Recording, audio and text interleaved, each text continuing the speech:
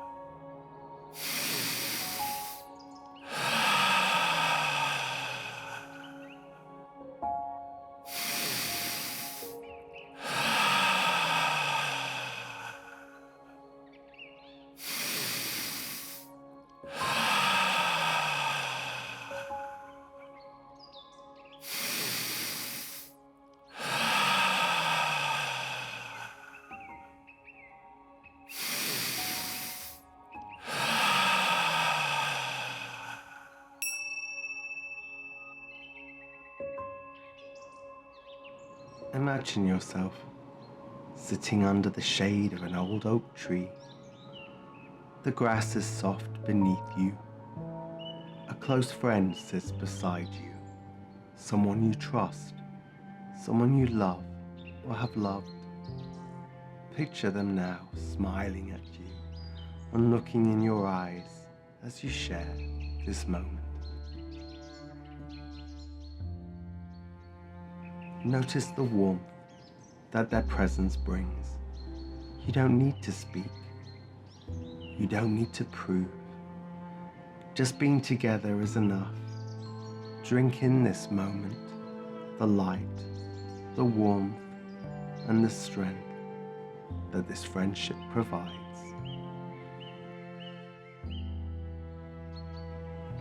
This is something very special. This is pure magic. A special elixir that will carry you through many difficult times in your life. This past week, I've been visiting good friends that I haven't seen in some time. And so I want us to think about friendship and the importance it has in our lives. We all need friendship to varying degrees to enrich our lives. Some of us need many friends, some of us few. Some people want to spend all of their free time with their friends, others hardly ever, yet they still care deeply about their friends. However, I don't think any of us as humans go through this life without needing some kind of friendship or deeper connection. My friendships have been an essential part of my life.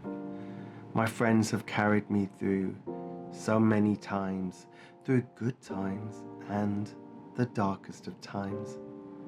But I'm definitely an individual who prizes friendships highly.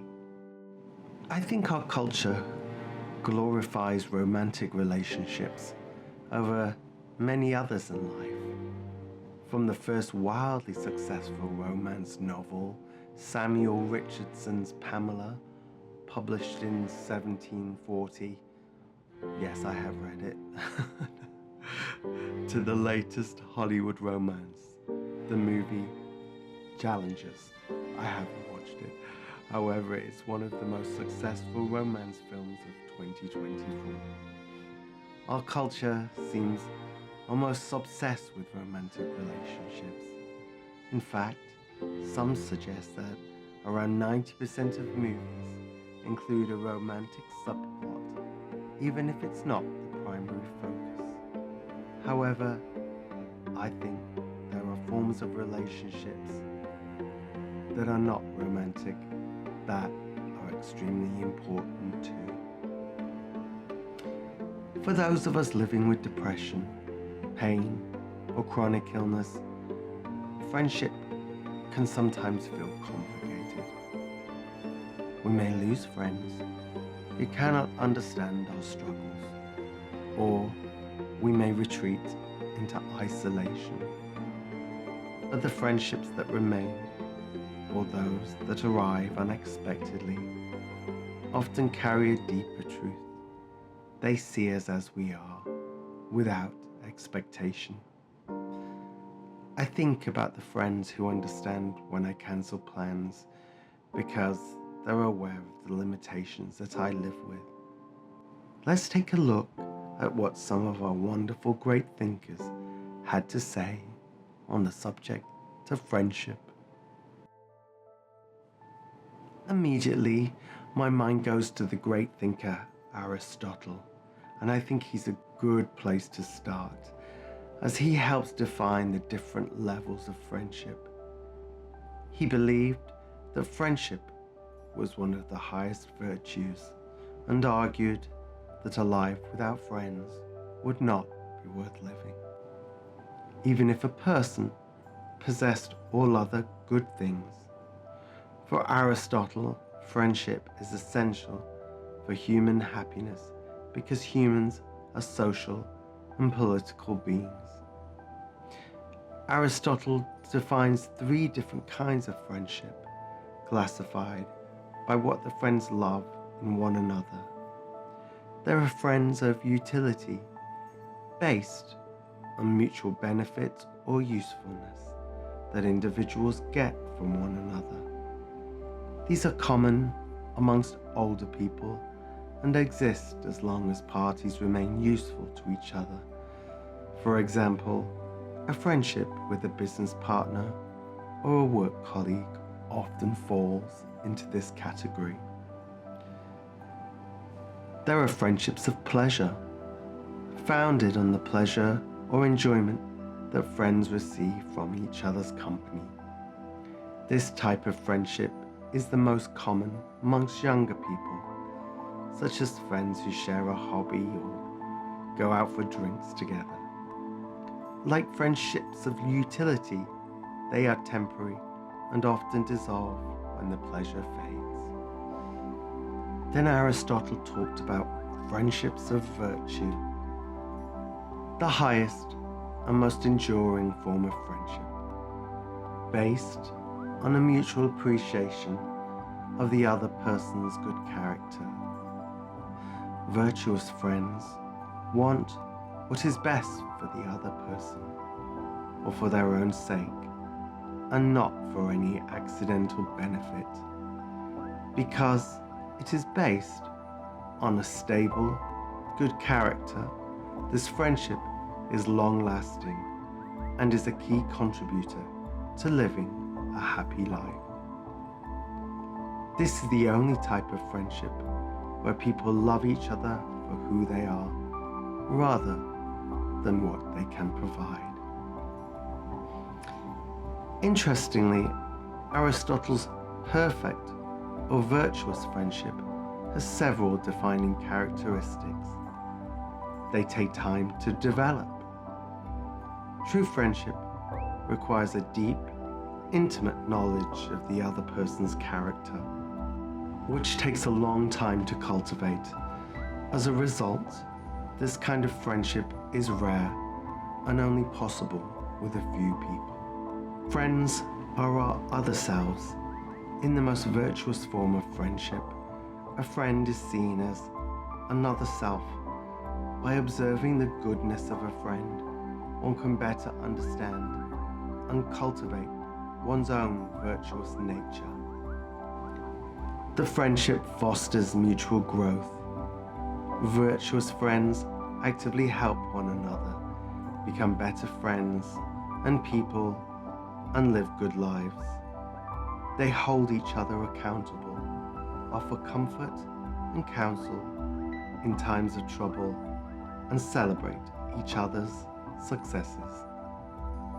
I think for this episode, when I talk about friends, I'm talking about the deepest of connections we have in our lives, the friendships of virtue, the friends who were there through thick and thin, who've been tested, who love us and we love them. I'm certainly not talking about the 500 friends on Facebook.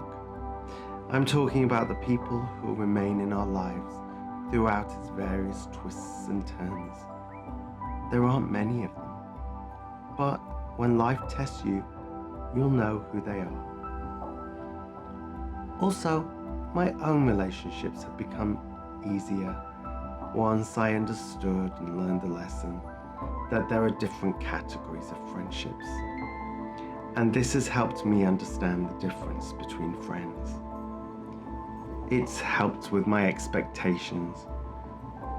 We can't be a friend of virtue to everyone, nor expect that of all others. Cicero, the Roman statesman, wrote that friendship is important because it improves happiness and diminishes misery by doubling our joy and halving our grief. In his philosophical dialogue on friendship, he argued that true friendship can only exist between good, virtuous people. Written in 44 BC, the work explores the nature, value, and obligations of friendship, contending that true friendship is not based on material gain, pleasure, or temporary convenience, but on a mutual appreciation of and commitment to virtue. Cicero argues that if either person is not fundamentally good, the friendship is a mere relationship of convenience. In the highest form of friendship, one's friends become another self, a kindred soul with whom one can speak freely as they would to themselves. This intimacy is so profound that a friend can be considered present even when absent or deceased. He saw friendship as a natural, loving impulse that seeks out goodness and character in others. This sets it apart from transactional relationships which are governed by cold calculations of advantage. Cicero maintained that life without friendship is not worth living, even if one possesses great wealth and comfort.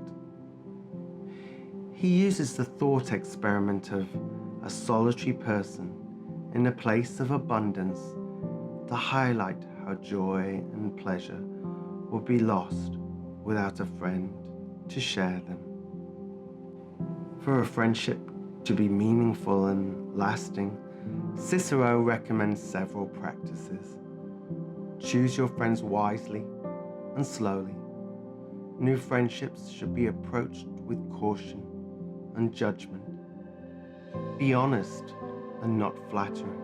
True friends tell each other the difficult truth rather than resorting to false praise. This honesty, delivered tactfully, is necessary for mutual improvement and prevents destructive flattery. Never ask a friend to do wrong. The foundation of virtue means that a true friend will never ask another to perform a shameful or dishonorable act. To do so would be to betray the very principles on which the friendship is built. Always offer help without keeping the score. True friendship is not careful about accounting of favours, but an overflowing of mutual affection and support. A genuine friend is eager to assist and does not weigh their actions against what they have received. Cultivate loyalty and dependability. The stability and permanence of a friendship depends on the loyalty of those involved. A true friend will be constant, firm, and reliable through both prosperity and adversity. And I think that one of the blessings of having a chronic illness, our friends have been tested, and those that are still with you and surround you are good friends. There are those that will walk away, but there are those who will stay and hold your hand or just be understanding. And I think it really is one of the gifts of suffering with one's health.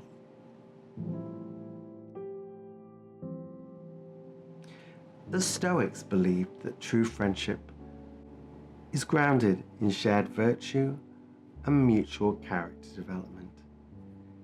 It is a vital part of a good life. However, as an external factor outside of one's control, friendship is considered naturally desirable.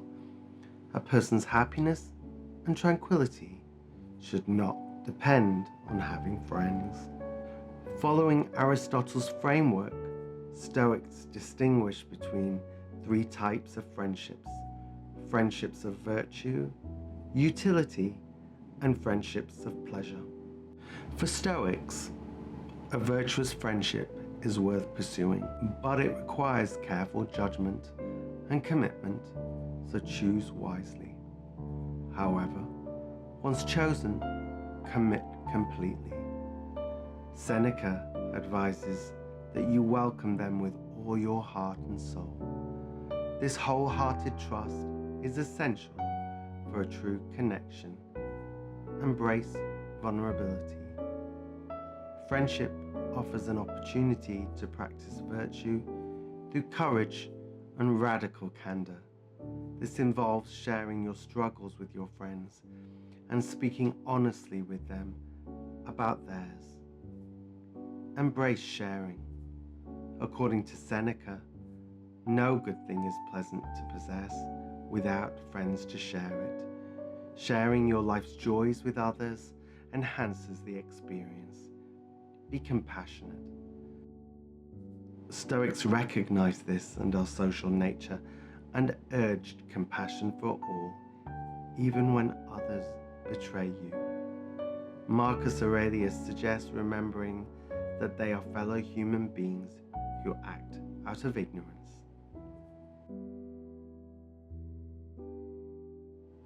13th century poet Rumi viewed friendship as a profound and spiritual connection that goes beyond mere companionship. For Rumi, true friendship is a cosmic alignment, not a coincidence. What draws friends together does not conform to the laws of nature. He wrote about the soul's connection. This bond is deeper than emotion or thought. As one Rumi quote describes, "I love my friends neither with my heart nor with my mind. Heart might stop, mind can forget. I love them with my soul. Souls never stop or forget." He also wisely wrote, "Stay with friends who support you. Talk with them about sacred texts and how you're doing and how they are doing, and keep your practices together." Rumi advises, "Set your life on fire. Seek those who fan your flames. A true friend inspires your passion and helps you realize your potential rather than limiting you." We'll move on from Rumi with his final thought, which I find his most challenging. And I ask you to absorb and sit with for a moment as we next do some more deep breathing. Rumi understood the paradoxical nature of friendship, which can challenge as much as it comforts. In one quote he notes, "Friends are enemies sometimes, and enemies friends." He elaborates that you should be grateful for anyone who makes you turn towards spiritual solitude, as they are ultimately your friends. This suggests that a true friendship can sometimes be demanding, but it always serves a higher purpose. Now let's return to the breath.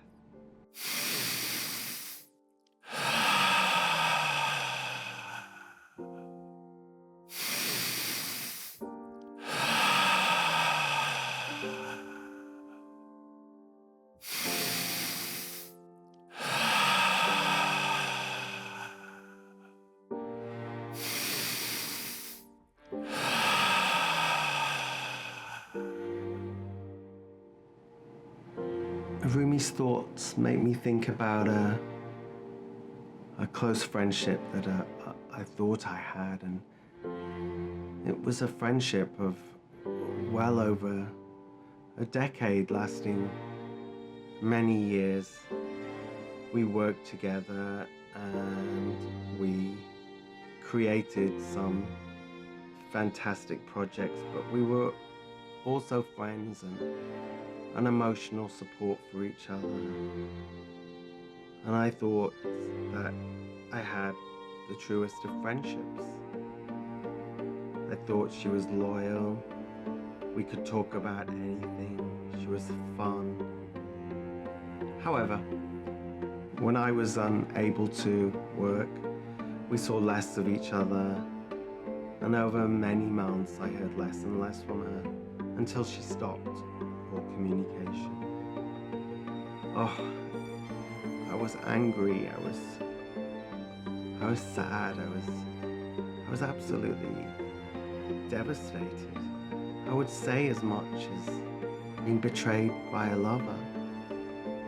And for a number of years after the friendship dissolved, I held on to my anger. However,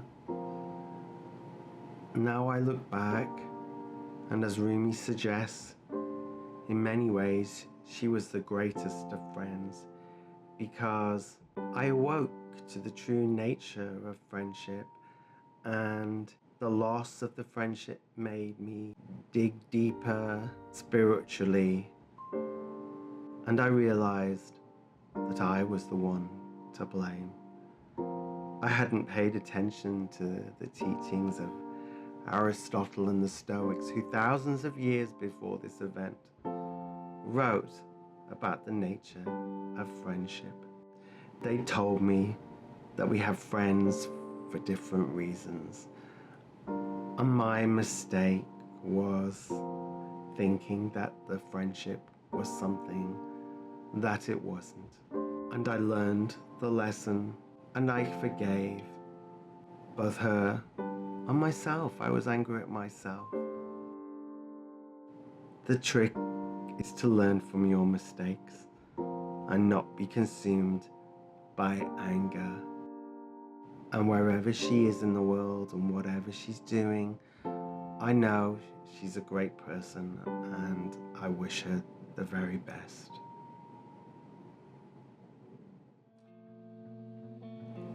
On a lighter note, many writers and humorists have poked fun at friendship with wit and charm. Here are a few light-hearted quotes that make me smile.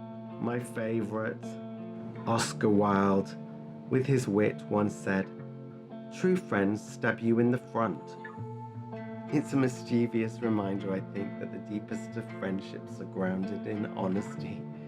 Even when the truth stings a little, at least your friends are being honest. British people have a word for this, and it's called banter between friends, and I think sometimes for non-Brits, it can sort of seem slightly cruel, but I'm very comforted by the banter myself, and I think often many true words are said in jest. C.S.Lewis wrote, "Friendship is born at the moment when one person says to another, 'What? You too? I thought I was the only one.'" Actress and wit Mae West said, "You'll find out who your real friends are when you're involved in some kind of scandal." And Arnold Glasgow wrote, "A true friend never gets in your way unless you happen to be going down." Today's poem was sent to me by a dear friend. It's a friend who I've enjoyed watching grow spiritually, and he's encouraged me with Microdose for the Mind. So I'd like to share the poem because I think it touches on the fact that with so many distractions in life, it's easy to get sidetracked and not prioritize our friends. The poem is called "Dust If You Must" by Rose Milligan. Dust if you must, but wouldn't it be better to paint a picture or write a letter, bake a cake or plant a seed, ponder the difference between want and need? Dust if you must, but there's not much time, with rivers to swim and mountains to climb, music to hear and books to read, friends to cherish and life to lead. Dust if you must, but the world's out there, with the sun in your eyes and the wind in your hair, a flutter of snow, a shower of rain. This day will not come around again. Dust if you must, but bear in mind, old age will come, and it's not kind. And when you go, you must, you yourself will make more dust. Thank you to my wonderful friend who shared that poem with me.